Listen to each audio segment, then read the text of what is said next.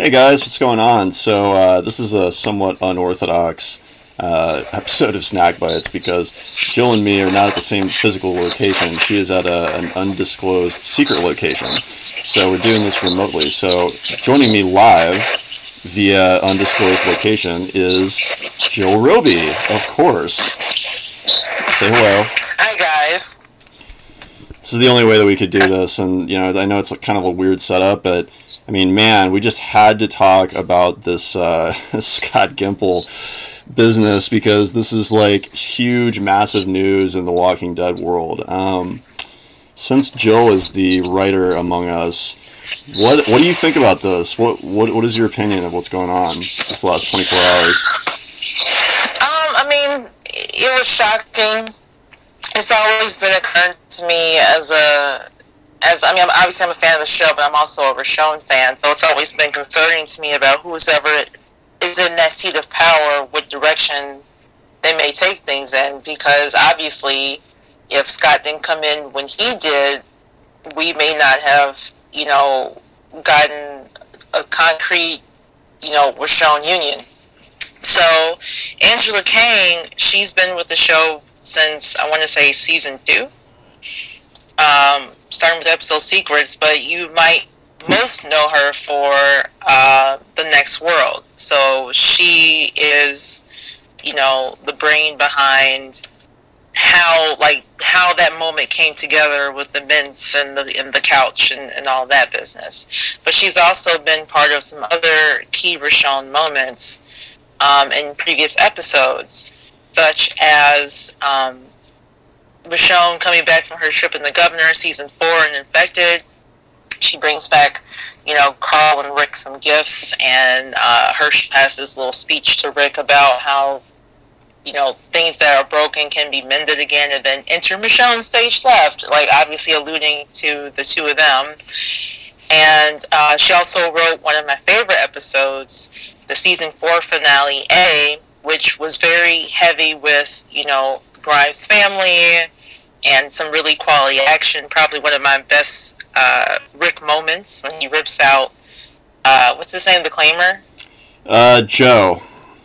And he rips out Joe's throat. That's one of my favorite moments of Rick's. And finally, she wrote the Rick just got knocked the fuck out scene in Try, when Rick goes crazy in the town square and Sean punches him in the back of the head. So I feel pretty great about Angela Kang taking over in this position.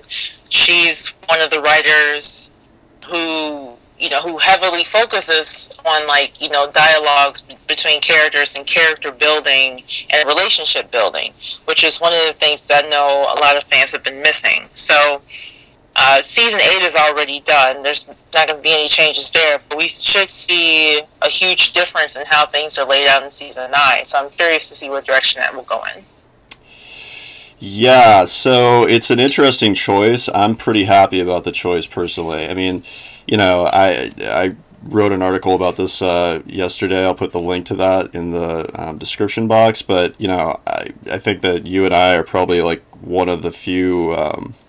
A couple of the few people who don't think the show is terrible. A lot of people are just saying that the show is gone for good and it's just awful now. I don't think it's that bad. I definitely think there's a couple problems with it, but I do think that this is a good choice because one of the biggest complaints, which I also have, I think this is one of the few criticisms of the show that I think is very valid, is that I think the dialogue has not been very good lately. I don't have a problem with the story, and I don't have a problem with the sequencing of events or the cinematography or anything. I think that's all great, as it always has, but I do think the dialogue and the relationship building between the characters, it has gotten a little weak and a little unrealistic in parts. And so, for those of you who don't know, Secrets in season 2, that's actually the episode where Rick discovers that Lori ate a bunch of birth control pills and then goes out to the field to confront her, and they have this husband-wife argument, one of the last arguments that they have before she ends up dying. And that that season 2 and parts of season 3, I thought that was kind of like the golden age of the dialogue of the show. I think the story got a little bit more interesting as times went on, but I feel like the dialogue was a lot more realistic back then. And then also in terms of like the episode that you just mentioned where Rick kills Joe, I don't know if it's like my favorite Rick moment overall, but it's definitely my favorite Rick kill. That was just like supremely badass. Like I still remember seeing that scene and just like being like, oh my god, that was like so unexpected. I thought that was going to turn out really badly for everyone, and so to see him like rip out his throat, that was awesome. So that, basically the point is that Angela Kang, she's behind a lot of things that have contributed to the critical acclaim of the show. So I hope this is a good move. I think it is a good move. I think it's a good choice. The only question, though, that I have, and this kind of leads into the next topic, which is that they made the announcement that The Walking Dead was renewed for a 9th season, but at the same time, almost in the same announcement, they also announced that Scott Gimple is not going to be the showrunner anymore. My question is, did they renew it only on the contingency that Scott Gimple doesn't continue as showrunner, and that they get a new showrunner? I posit that what happened is, putting Scott as showrunner on 2 different shows, so in 2 different locations, was probably a lot. And with this new position, he's not only overseeing those 2 series, but he's also overseeing pretty much all things Walking Dead with the games and whatnot in terms of story. So I think it was probably more of an issue of, finding a way, a loophole to give him more of a raise, but that also came with even more responsibility. So that's what I think. A couple of this is like another area of speculation. Like nobody has any idea the answer to this. This title, Chief Content Officer, right? I don't know about you. I've never heard of this title before. Nobody before this point was ever talking about Chief Content Officer of The Walking Dead. Like, I don't remember, Chris Hardwick having the Chief Content Officer on Talking Dead ever, right? Like, he's had several directors, he's had, several showrunners, he's had all the main actors. I don't even know what Chief Content Officer means. And quite frankly, based on, I scoured the internet trying to find evidence of this position beforehand, and I can't find anything, which leads me to believe, I think they just invented it for him. And the few that publications that have dared to say anything about what it means exactly, because nobody really even seems to know, they keep they said like elevated to Chief Content Officer, so they're treating it like a promotion.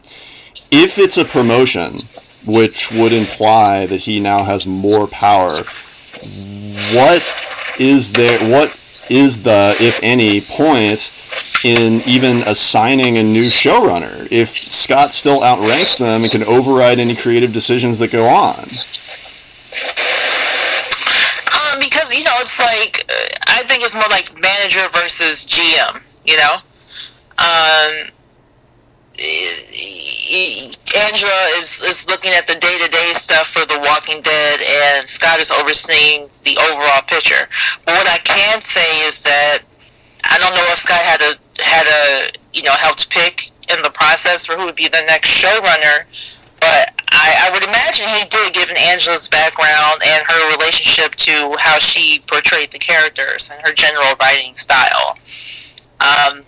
So I definitely think, AMC definitely gave Scott a lot more responsibility than, I can't recall, a showrunner who oversaw 2 shows at the same time. Yeah, that's insane. Or at least, yeah, and then, so it makes sense to have someone who's there to give it a closer look every day. So, I'm looking at it that way. Like, they basically promoted Scott to GM of the franchise, and Angela's the manager of a store. I think would be a good way to look at it.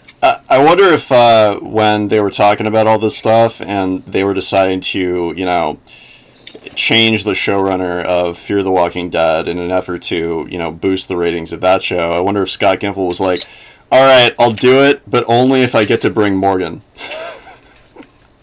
Oof. I hope not.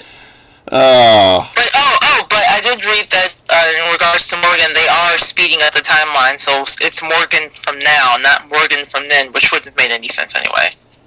Oh, you did? I did not know that. Where did you read that?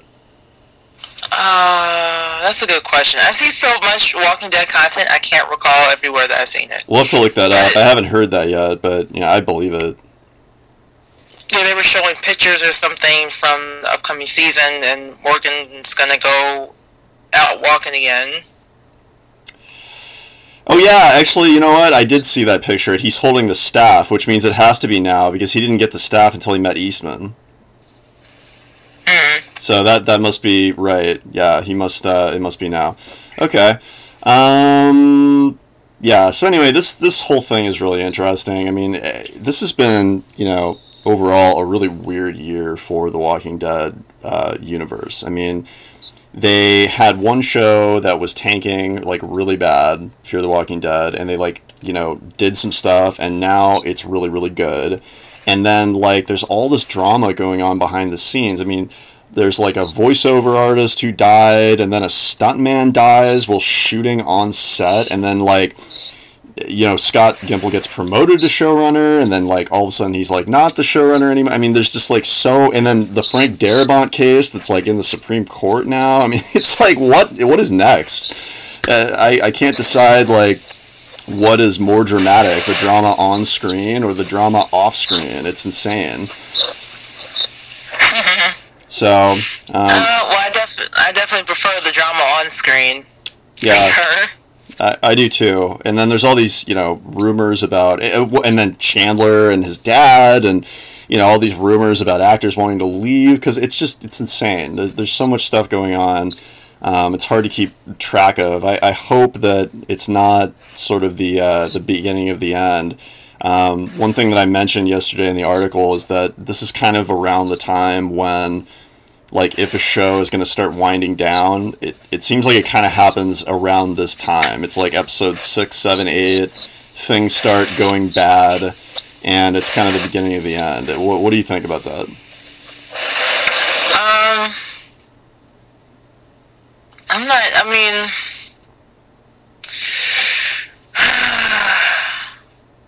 sorry, I have so many, thoughts racing right now. It's been a lot of news for The Walking Dead in these last few days, and it's been a lot to digest. Yeah, no kidding. That's an understatement. What? That's an understatement.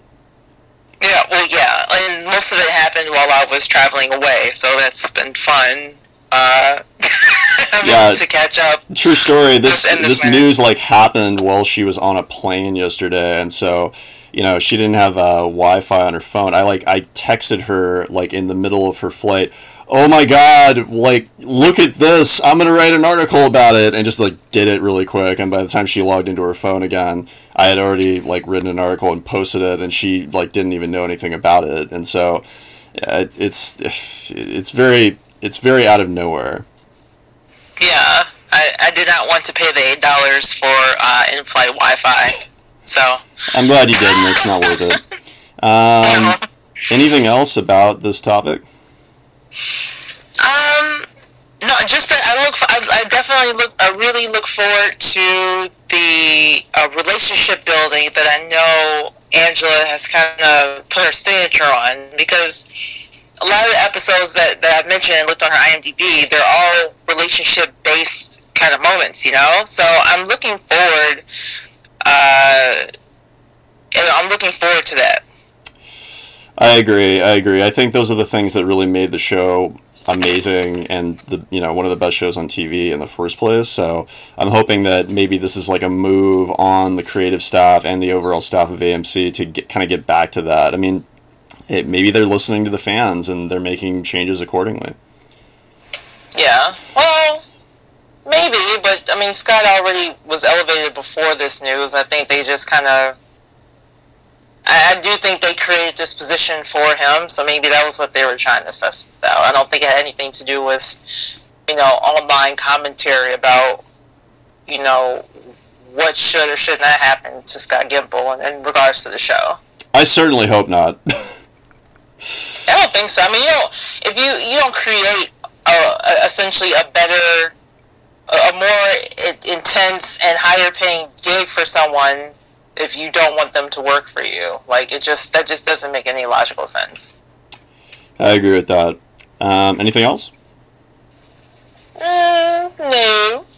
Alright, as always, if you guys like our content, make sure to subscribe right up here in the corner. Also, follow us on Instagram at @RLRichonne. And most of all, please check out the brand new blog that we have, www.TheLivingRichonne.blog, where we talk about stuff like this and all sorts of other things that we watch, movies and shows and whatnot. As always, thank you guys so much for watching, and we'll talk to you next time. Bye-bye. Bye, guys.